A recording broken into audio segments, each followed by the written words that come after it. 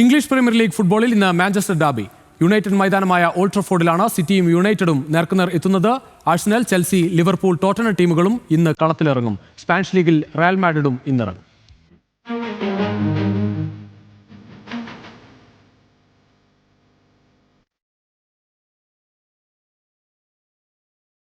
Pep ഗാർഡിയോളയുടെ നീലപ്പടിക്കെതിരെ സ്വന്തം തട്ടകത്തിലിറങ്ങുമ്പോൾ യുണൈറ്റഡിന് കണക്കുകൾ പലതുണ്ട് തീർക്കാൻ.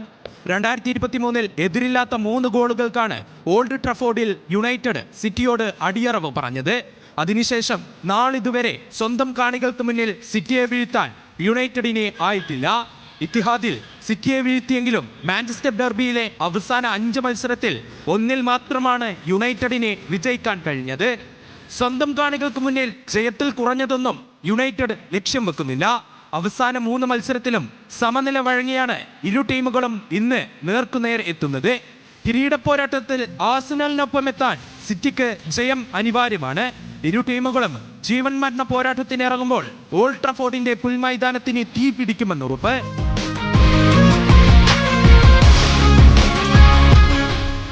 കപ്പിനും ചുണ്ടിനുമിടയിൽ പലതവണ കൈവിട്ട കിരീടം ഇക്കുറി ലണ്ടനിൽ എത്തിക്കുമെന്ന ഉറപ്പിലാണ് ഗണ്ണേഴ്സിന്റെ കുതിപ്പ്.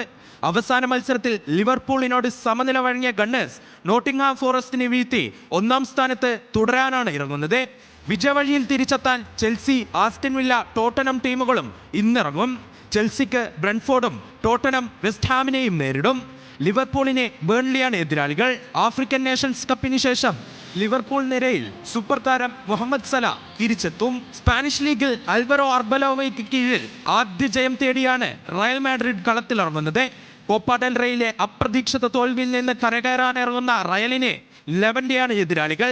സ്വന്തം കാണികൾക്ക് മുന്നിൽ തലയുയർത്തി നിൽക്കാനാണ് റയൽ മാഡ്രിഡ് സാന്റിയാഗോയിൽ കളത്തിലിറങ്ങുന്നത്. Sports desk, news Malayalam.